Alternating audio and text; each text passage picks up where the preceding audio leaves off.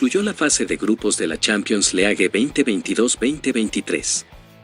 De los 32 equipos que arrancaron la etapa grupal, ya solo nos quedan 16 cuadros, que se enfrentan a todo o nada en la fase final. Y como ya hablamos de las dos competiciones de UEFA aparte de la Champions, es hora de darle su espacio a la Liga de Campeones. Pues sí, el día de hoy, les traigo mis análisis y predicciones de los octavos de final de la Copa. Pero sin más, aquí, en directo a la red, arranquemos con el video.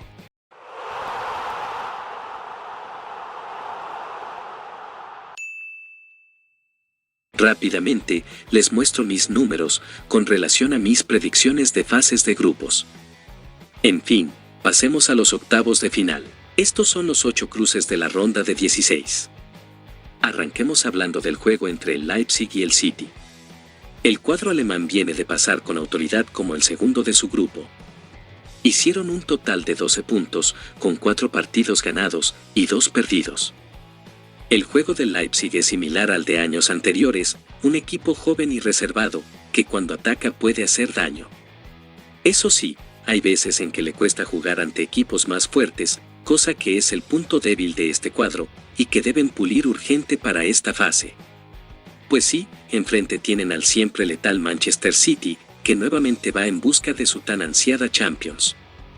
Hablar del cuadro de Pep en fase de grupos es hablar de una gran campaña. Nuevamente ganaron su grupo, y lo hicieron de forma invicta, sumando 14 puntos, con un total de 4 victorias y 2 empates.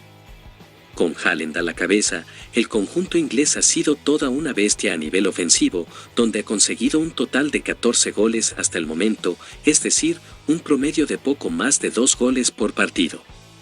En este partido creo que la cosa está bastante decantada hacia el lado del City, que si no comete ningún error, debería ser el que pase a cuartos. El siguiente duelo es el de Brujas ante Benfica, un partido que parece de Europa League, pero que es de nada más y nada menos que octavos de Champions. Brujas fue la gran revelación de la fase de grupos. Sumando un total de 11 puntos, con 3 victorias, 2 empates y una sola derrota, clasificó a octavos con una fecha de anticipación. El club belga logró tremendas victorias ante los 3 equipos de su grupo, pero, lastimosamente, no todo es color de rosa, ya que en sus 2 últimos partidos de la fase de grupos, vi a un club más desinflado, a comparación del inicio de fase de grupos.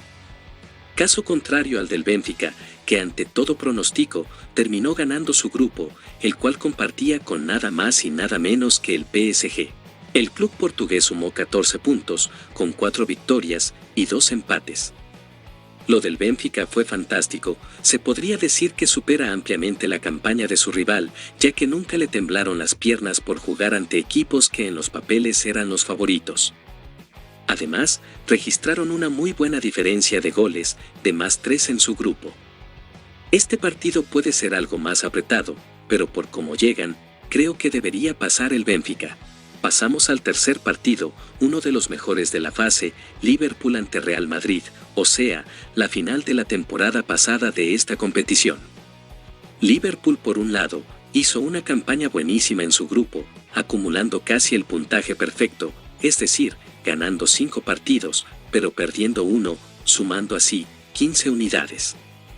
Pese a que a nivel local, el cuadro inglés no está pasando por un buen momento, hay que admitir que en Champions sí mostró una imagen mucho más decente. Pero bueno, veremos cómo le juegan los nervios en esta chance de cobrar venganza. Su verdugo de la final anterior, el Real Madrid, como es costumbre, nuevamente llega a octavos como ganador de su grupo. Lo llamativo es que pese a terminar como líderes, lo hicieron con 2 puntos menos que su rival, el cual fue segundo. Real sumó 13 puntos, que se traducen en 4 victorias y un empate y derrota. De igual manera, viniendo del Real Madrid, estos números no son raros, ya que el cuadro merengue, habitualmente en estas fases, es cuando recién saca su modo sublime. En fin, siguiendo con la tendencia del último tiempo, aquí creo que nuevamente el Real Madrid será el que se imponga y pase a cuartos. El cuarto partido de la fase es el de Milán ante Tottenham, otra llave muy interesante. Pues sí, luego de mucho, Milán consigue pasar nuevamente a la fase final de la Liga de Campeones. Aunque eso sí, su clasificación les costó un poquito, ya que sumaron 10 puntos, con un total de 3 victorias, un empate y 2 derrotas. Lo evidente de este Milán es que aún les falta para poder llegar a ser aquel Milán temido del pasado, ya que, por ejemplo, ante el Chelsea perdieron ambos partidos y solo derrotaron a sus dos rivales de más bajo nivel. Su rival, Tottenham Hotspur, parece estar nuevamente mejorando y se va perfilando como uno de los candidatos en la competición. Hicieron una campaña bastante interesante en su grupo, logrando 3 victorias, 2 empates y una sola derrota.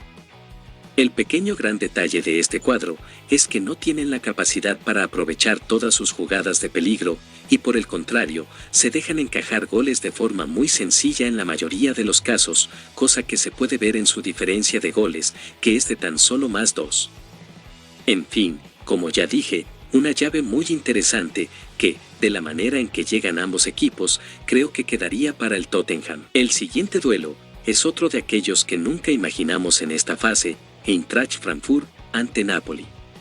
El actual campeón de la Europa League sufrió para pasar de ronda, pero al fin y al cabo, pudo hacerlo.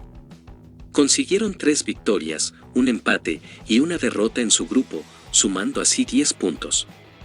Lo llamativo del Frankfurt es que si miramos su saldo de goles, pese a clasificar, quedó con -1, cosa que hace notar la gran diferencia de resultados cuando consiguen una victoria y cuando pierden. Para colmo, enfrente tienen al que puedo decir, es el mejor equipo italiano de Champions. Napoli hizo una campaña excepcional en su grupo, consiguiendo 5 victorias y una sola derrota para quedarse con 15 puntos. Su única derrota fue ante el Liverpool, pero que no significa nada si miramos sus tremendas goleadas.